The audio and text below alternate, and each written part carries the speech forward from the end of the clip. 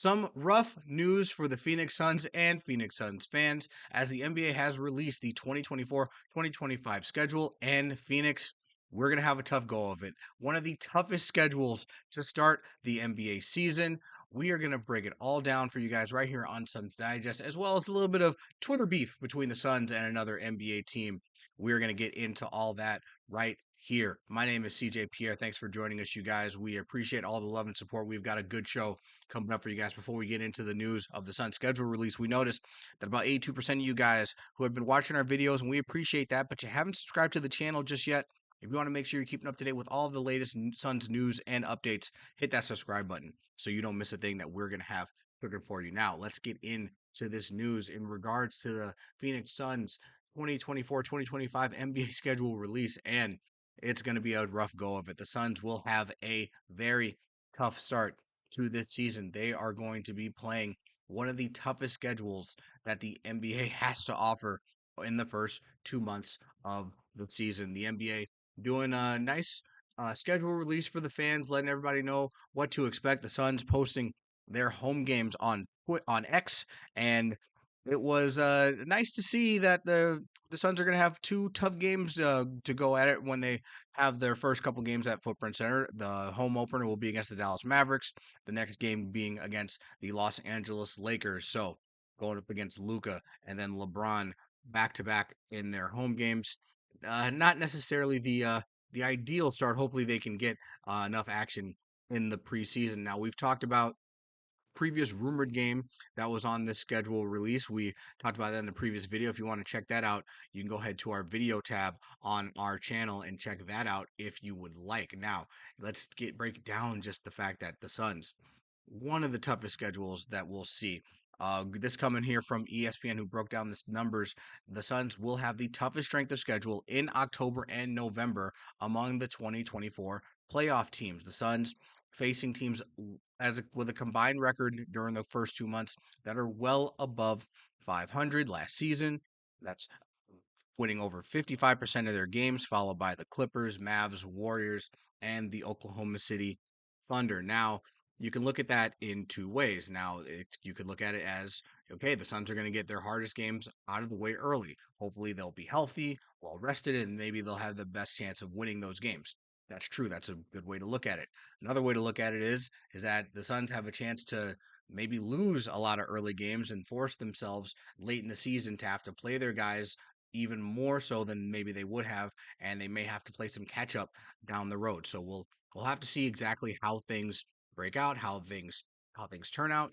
Let's take a closer look at those first 2 months here. Now, again, they open up in LA. They're going to be the first team to open up the Los Angeles Clippers' new stadium for their first game of the season, followed by a game with the Los Angeles Lakers before they have their back-to-back home games with the Mavs and Lakers after that. But then they go up against the Clippers again before they play the Portland Trailblazers. Then they go east and play the Philadelphia, or they host the Philadelphia 76ers at home, excuse me, followed by the Miami Heat. Then they're at Dallas, and then again, you just continue to look down the list. There are tons and tons of teams that made the playoffs, and then teams who didn't make the playoffs who are really good, particularly the Western Conference teams. Ideally, Sacramento is one of the teams I'm looking at, but then there's teams after that: Oklahoma City, Minnesota, Orlando, New York, LA again, and then closing out the month of November with Brooklyn and Golden State. There's maybe like as far as like surefire wins in terms of what the expectations are for the Sun season, maybe like I would say maybe three or four that I'm just like, oh, I feel really good about the Suns winning that game, the Suns winning that game. But then when we're talking about multiple games going up against the Dallas Mavericks, the team that represented the West in the Western Conference Finals, game against the Golden State Warriors, you never know, what Steph Curry you're going to get if he is playing that game. You got two of your first four against the Los Angeles Lakers and LeBron James. It's just not necessarily what you would look at and just be like, oh, I'll take that. I think they would have maybe have preferred maybe a few more non-playoff teams, maybe a few more of those non-playoff teams coming out of the East. Can we see a Detroit Pistons up in here? It's not going to be the easiest stretch for the Phoenix Suns. Again, like I said, you can look at it in two ways. You get some of these tough games out of the early in the season out of the way. The other thing to note, though, also is that we're looking at things through this lens of the previous season.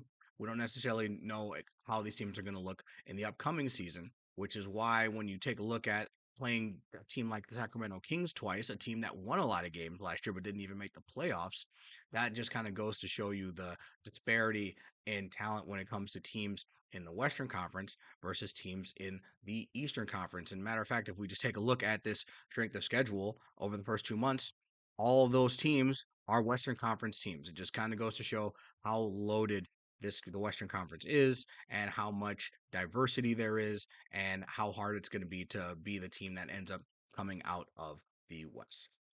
Now, another thing with the schedule release, the Suns got a chance to roast the rest of the league with their schedule release. This has kind of been more popularized by the NFL as opposed to the NBA, but the NBA just taking their shot and having a little fun on social media with their schedule release and poking some fun at some of their opponents. The Suns social media team getting in on the action, posting a video where we talked about the excessive heat warning and how teams are going to react. One of the things that they showed were the Denver Nuggets matchup on February 8th with some Nuggets getting roasted in the sun. I think that was just a little fun time that the Suns social media team have. But, it wasn't fun and games for everybody and fun and games for every team. A lot of teams decided to take the comedy route. And some other teams just, were creative posting certain things.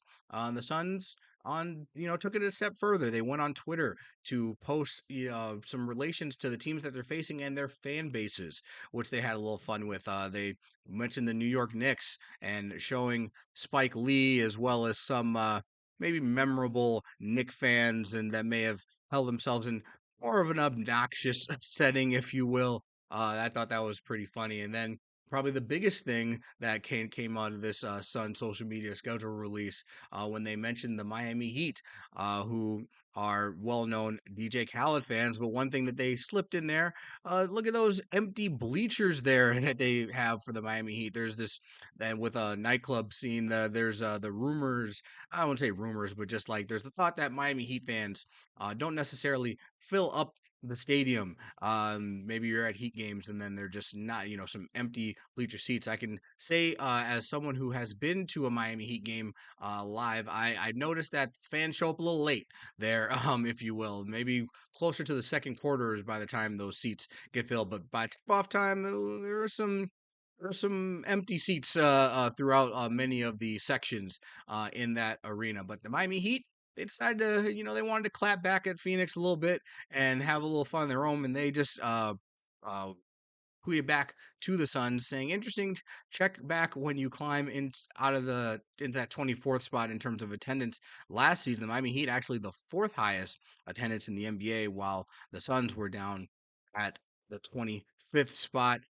So a little fun between these teams on social media might be the start of a little budding social media rivalry, if you will. We'll have to see what happens when the Suns and the Heat face off that first time over the course of this season. I think the biggest takeaway when you look at this schedule release, it's always fun to take a look at what's going to happen. The Suns having some very interesting games, a lot of competitive games, especially early on in the season. Also to note that the Suns will be back playing on Christmas Day when they play the Dallas Mavericks on Christmas at the Footprint Center in Phoenix, and it will be a it's kind of helps shape what we should expect for the Suns heading into the upcoming season, which we all know is a championship or bust season. When you have guys like Kevin Durant, Bradley Beal, and Devin Booker, not to mention the addition of guys like Tyus Jones, Monte Morris, Mason Plumlee to add some depth to this team, and then you hope that role players like Yusuf Nurkic, Grayson Allen are able to continue to excel. Hopefully, a lot more of that chemistry is seen under head coach Mike Budenholzer, and they're not going to have a lot of time to ease into it, with this rough schedule and being in what is a loaded Western Conference. I think that if you take a look at this, I think this is going to be more of a glass half empty thing for the Phoenix Suns. Now, I do like the fact that they'll hopefully be able to play a lot of these games early on and be healthy, but I do not want to see the Suns team get themselves into a hole early in the season, find themselves, into the month of December when Christmas rolls around and they're still fighting in the play-in area and it would really put a lot of pressure on them to close strong. And that's kind of where I would prefer guys like Kevin Durant, Devin Booker, and Bradley Beal get some rest games in there so that they can be fresh when it comes playoff time. But with this tough of a schedule for the first 2 months, there's a possibility that that may not happen. Now, granted, they may have to just play it out all the way, no matter what. So because the West is so loaded, and fighting for seeding and positioning can come down to every game matters. If you remember last year between the Thunder, the Minnesota Timberwolves, and the Denver Nuggets, it basically came down to the last game of the season before we figured out who was going to be the number one seed and so on and so forth. So it's going to be interesting to watch to see how Mike Budenholzer and the rest of his coaching staff decide to play it out in terms of when players play and when they get some rest. All right, that's all the time I got for you guys here on Suns Digest. Thanks for joining us. If you want to make sure you're keeping up to date with all the latest Suns news and updates, make sure you hit that subscribe button and let us know what you guys think in the comment section below. Some topics that you may want us to discuss, and let us know what you think about this Suns schedule release. But that's all I got for you guys. My name is CJ Pierre. Once again, thanks for joining us, and I'll catch you next time. And go Phoenix Suns.